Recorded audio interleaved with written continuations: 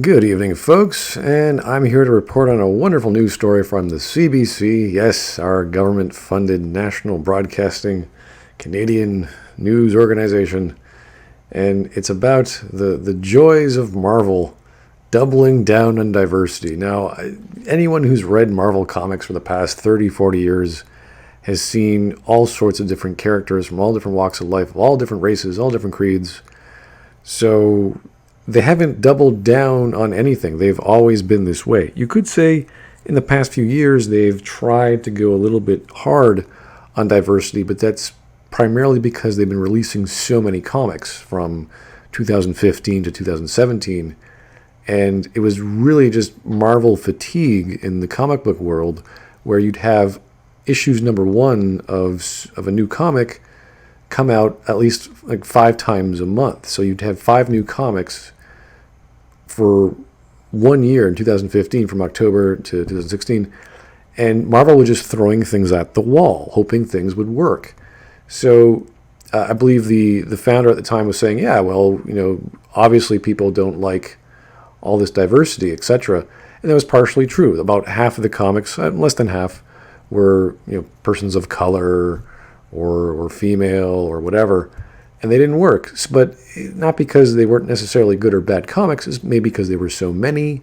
Obviously, the writers would have to be argued to be good or bad, the artists, the colorists, all these things. But I would say you just saturate the market with so many comics, not everyone's going to have time and money to buy them all. It just doesn't work that way. If you see a lot of interesting characters on a rack, you're like, okay, maybe I'll flip through the pages. I'm like, yeah, maybe I'm not. I'll stick to my core. And that's what it came down to. Marvel decided to stick to their core, and with their core products, they could put diverse characters in there or new characters in there. And that's generally how it's always been in comics. You introduce a new character. Detective Comics threw in Batman and all these other new characters and villains through that. So why they decided to go with issue number 1 with brand new characters is beyond me. Obviously, that was a silly move, and that is what they learned their lesson. Now, comic sales have still been going down the past year, but you still have Thor being in the top 10. You still have Black Cat being in the top 10. So Marvel is reasonably doing okay. They're still number 1, I believe, over DC. I have to check the stats, but that's partly due to their success at the box office as well. So saying that Marvel is doubling down on diversity is kind of like saying Star Trek is doubling down on being ahead of its time or having a peaceful view of the future. I mean, it's that's what Star Trek is. It's supposed to be, at least pre-Discovery. So let's see what they have to say about all this wonderful news from the Comic-Con. For Phase 4, the string of movies and TV shows stretching to 2021, Feige announced a range of new characters and faces. Natalie Portman taking over for Chris Hemsworth as the Mighty Thor. Again, nothing new. It's in the comics. Simu Liu starring as the first Asian-led Marvel movie, Shang-Chi. Again, this is a character that was introduced, I don't know, in the 50s or 60s. I don't know how popular they were, but it's nothing new. Now, popularity is the issue there. We don't know how popular this is going to work out. And maybe they're trying to attract the Chinese market. I don't know. But this is nothing new. This is all tried and tested stuff that has already found a market.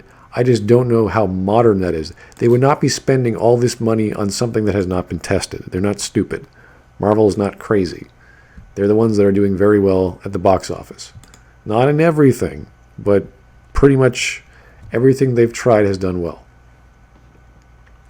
Mahershala Ali rebooting the Daywalking Vampire Hunter Blade. Again, nothing new.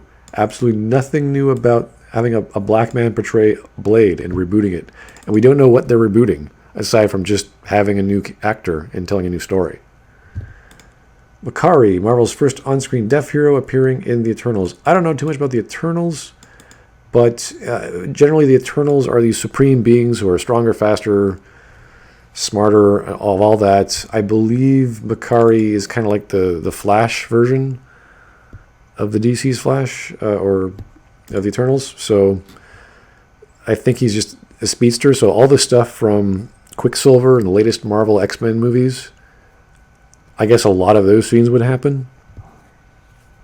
Then you have a Valkyrie who's bisexual, whoop-de-doo. It's just how it's portrayed at the Comic-Con, which was silly. Anthony Mackie, the next Captain America. Again, the Falcon. This happens in the comics. Nothing new is happening. They're not taking too many risks here. It's not a big deal. It's how it's written, it's how it's presented on screen, it's how it's marketed, which will get people to buy and watch these movies. So that's the camera. Marvel has also recruited a range of new voices to direct the next string of films. So again, CBC is like, oh, well, not only have they gotten all these actors and leads from comics which were already written dozens of years ago, decades ago, now they're going to get new directors. Well, fine, okay. Now, the good thing about these people is they're actual directors. They have a list of movies behind them. In the case of Chloe Zhao, we can actually do IMDb with her. She is the director, producer, and writer of almost all of her films. So you see Nomadland, Songs of My Brothers Taught Me. So like she's written, produced, and directed. That's a triple whammy. That's a pretty talented person. Or she knows how to raise money, or she knows how to get a good ghostwriter. And well, I don't know how she could fake directing, but I mean she's obviously a very talented person. Whether she's a woman, whether she's Chinese or American, makes zero difference. She has proven herself, at least by being able to do all these things. Okay? It's not because she's Chinese or American, all right? I can do the same with Kate Shortland. She's doing the Black Widow prequel. Let's see what she's got here. Okay, Berlin Syndrome, Lore, Silence, and this is her directorship. Berlin, Lore, Somersault, Joy. Writer, she's a writer-director. Okay, so Penthouse, Flower Girl, Joy, The Slap, Lore, I don't see it. Lore, okay. I mean, Somersault. She writes and directs. Now, we'd have to actually evaluate her films to see how good she is, but she has proven herself. She's not some nobody. She's been doing this for years. She's got the skill and the talent and the drive. I can do the same for Destin Daniel Cretton and Taika Waititi. Obviously, this is like a no-brainer. If you saw the logo for Thor: Love and Thunder, it's very similar to the logo of Thor Ragnarok, very 80s style. Now, whether it's going to be a comedy or not is a good question, but obviously they liked what he did before. He came back. Again, no risk, nothing new. And of course, whoever this is wants to show off, oh, look at all these diverse people.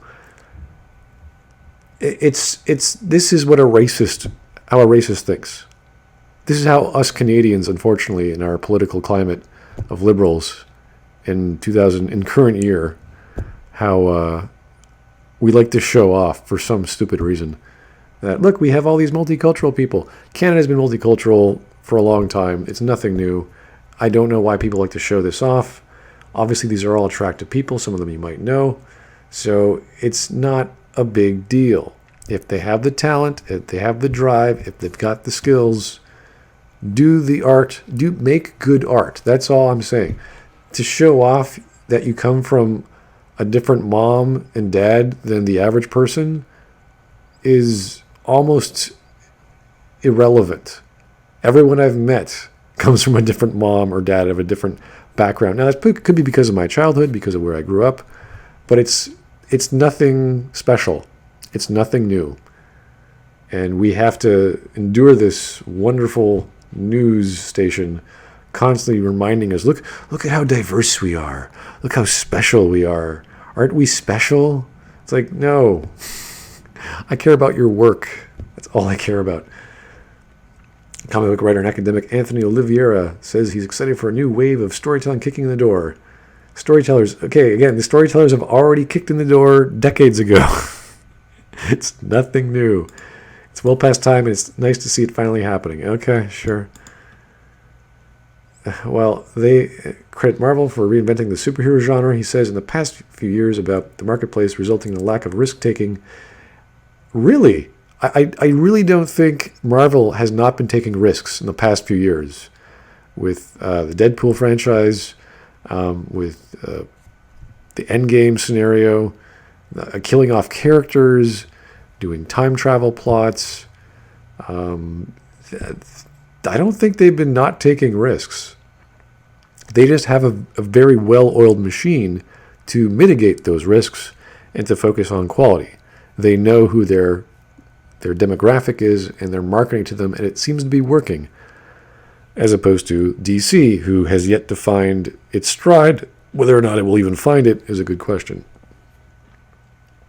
So adapting comic book experiments, I mean, unless you're Zack Snyder, I mean, what could go wrong? What are the problems? The reality is, in the comic book business, Marvel has already had this battle. It's still having this battle. Comic book sales have been going down this past year. They haven't been tanking completely. Again, there are some great comics that have been selling well, but it has not been what it used to be. That's for sure. As creators have been experimenting with characters such as Asian Hulk and Muslim Miss Marvel for years. Yeah, and they've been doing very poorly. I'm surprised they're still around. We can look at the sales for these characters and their comics, but they're not great. They're, I'd say, under 40,000. So you want healthy numbers at least above or near 100,000. So they're making some money, but they're not popular. It's just silly. It was a 2014's Thor storyline where a cancer-fighting Jane Foster became the God of Thunder. Right. So this is the sad part. Yeah, okay, the story is good. It's sold well in comics, true. But he's forced to put Akira on hold. And now, if you don't know what Akira is, I actually have one of the trade paperbacks here, Volume 1 of Akira. Can't show you on screen, of course. But, Akira is one of the most famous animes to hit North America, aside from a whole bunch of others. Its importance in North America, or to anime in historical reasonings, cannot be undersold. It is that important. Female Jane or female Thunder God Thor, you could put that on hold for another year or two. Not going to hurt anyone. But for Akira to be put on hold, oof, that's a bit sad just to see that. Akira is much more important historically to entertainment than Jane Foster becoming Thor, especially when she was in a What If comic in 1978, and all the other many characters who became Thor throughout the years. So not a big deal. While a certain cadre of comic book fans will always pine for classics they grew up with, in the world of global film franchise, diversity is already paying back. What does that even mean? Take Black Panther, again, watershed moment. I haven't watched it, so I can't comment why it's good or bad. Featuring an all-star cast of black actors. We've had plenty of movies that did very well with black actors, or a big cast of black actors. Asian actors, Indian actors, etc. You got to know your demographic. You got to sell to your audience. That's all it is. We're not doing anything new here, CBC. This is nothing new. Nothing special. Most people don't care who your cast is. They care if they're good at their job.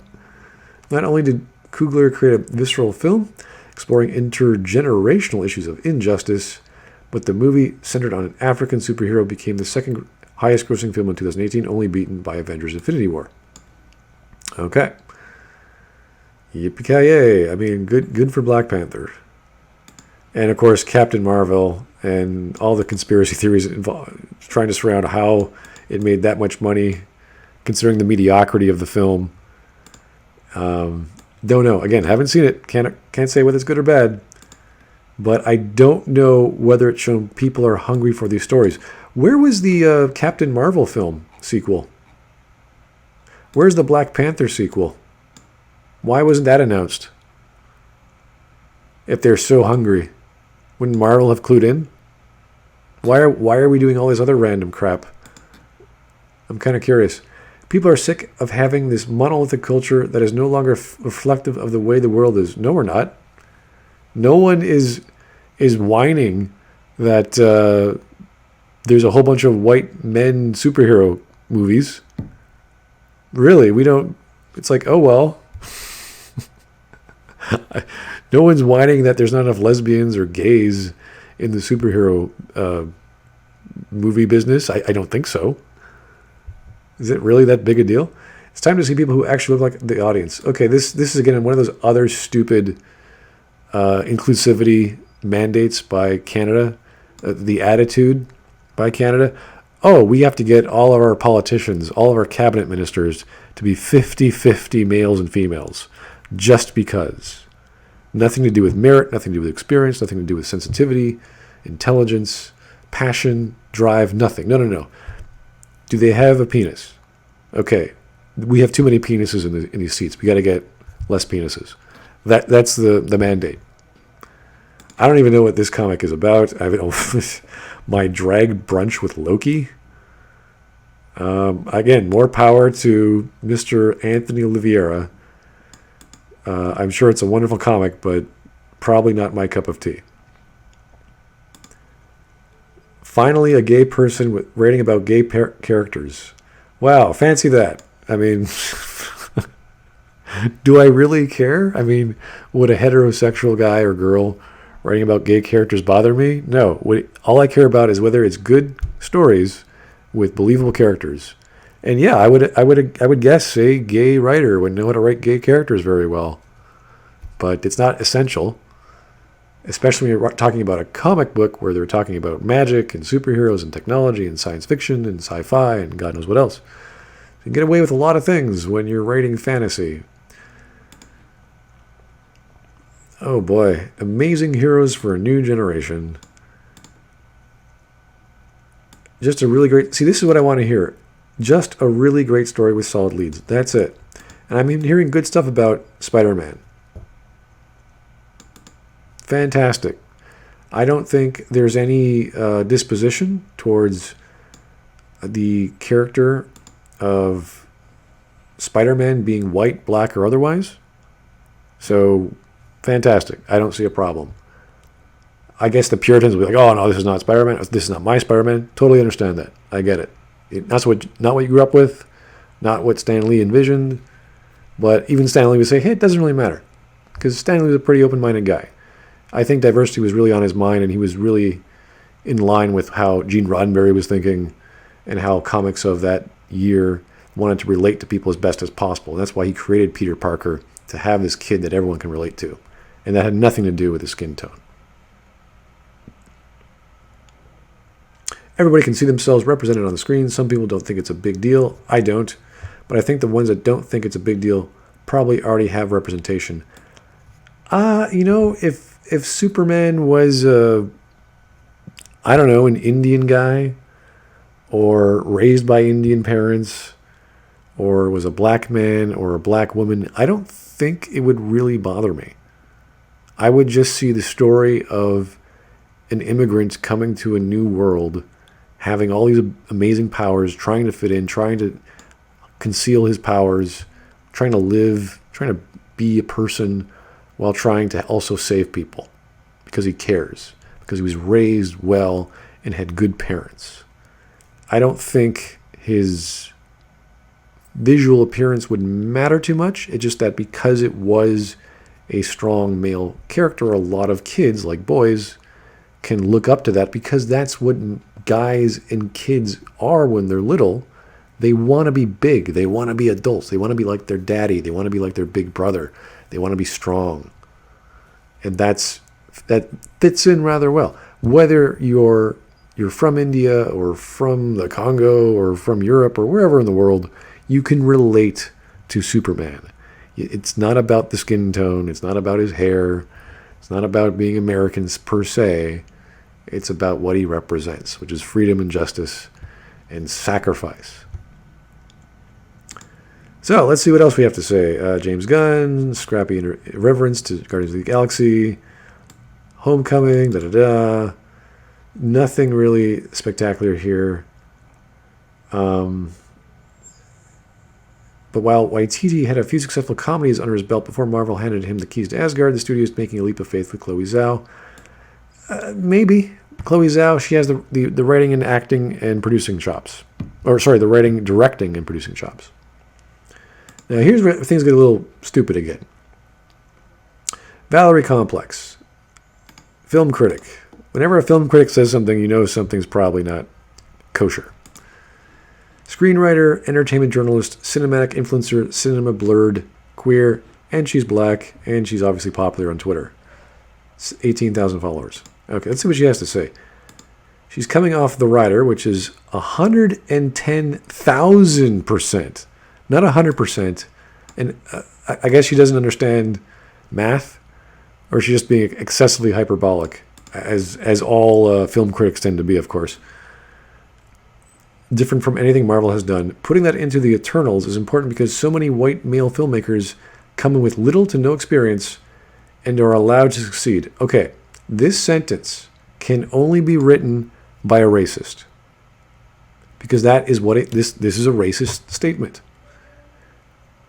So many white male filmmakers come in with little to no experience and are allowed to succeed. No one is allowed to succeed. You either fail or you succeed on your merits.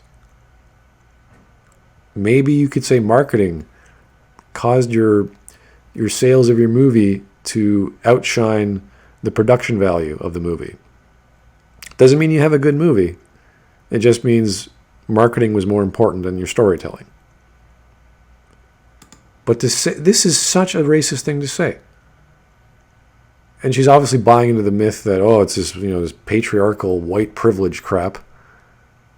Just because you're white and male, you're allowed to succeed. Maybe because they're passionate. Maybe because they got the interview. Maybe because they had merit and evidence, and they had some filmmaking experience behind them to show off, hey, I'm better than the other guy you're interviewing. Maybe that's all it took. Marvel doesn't want to take risks it doesn't have to. It doesn't just randomly choose people because they're Asian and female.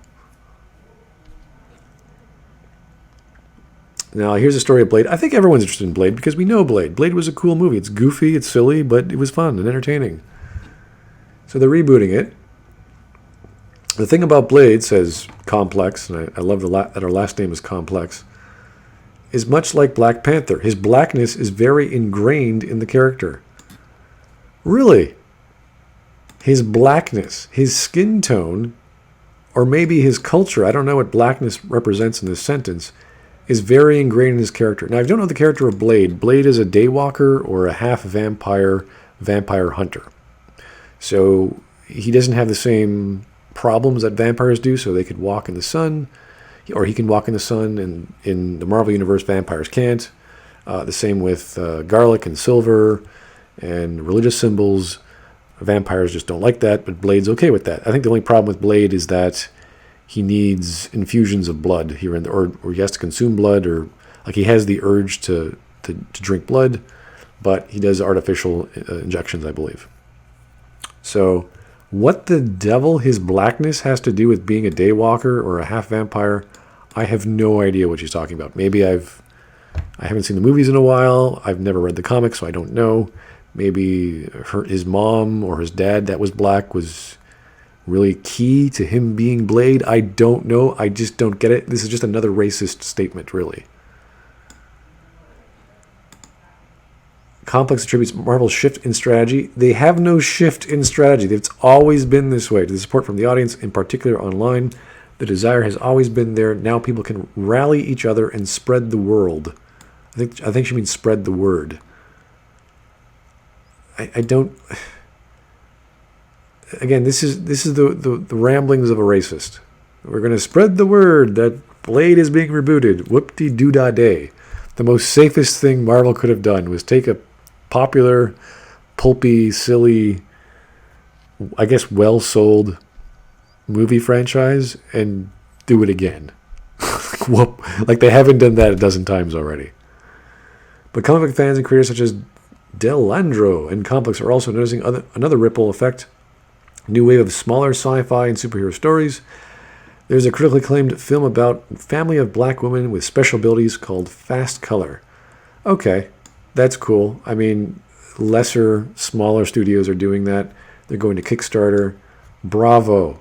You know, if you can find an audience and you can get funding, bravo. That doesn't mean you're going to get a good product. I don't know what this is, but again, I'm all for any creator of any size, any production value, to find a marketplace. That's one of the hardest things to do when you're selling your product or service, is to find your demographic, find your marketplace and sell it and make them come back for more.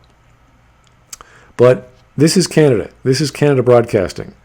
So this is the stuff that we have to deal with, at least in the media end of things, from Sir Ellie Glasner, whoever that is. And yeah, this is Canada. This is the joys of interpreting Marvel as being doubling down on diversity when Marvel has always been diverse. They've been diverse in good times, in bad times. When they suck at it, when they're great at it, they throw everything at the wall with the comic book world, and if it works out and if it sells, they say, hey, if it sells in the comic book world, it's going to sell in the movie world, and they pray to God it does. That's it. Marvel does take risks, but they're calculated risks. They know what they're getting into, and they have a winning formula for making movies that sell, at least getting past the black, getting out of the red, getting into the green, so that they can divert their energies elsewhere.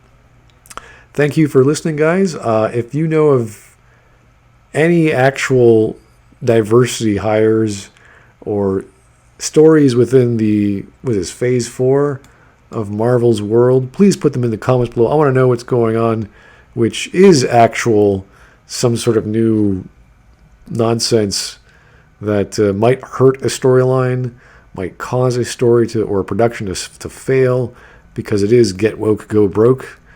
Tell me. I'm open to these stories you guys have that I have not heard of yet. Thanks a lot. Have yourself a great day.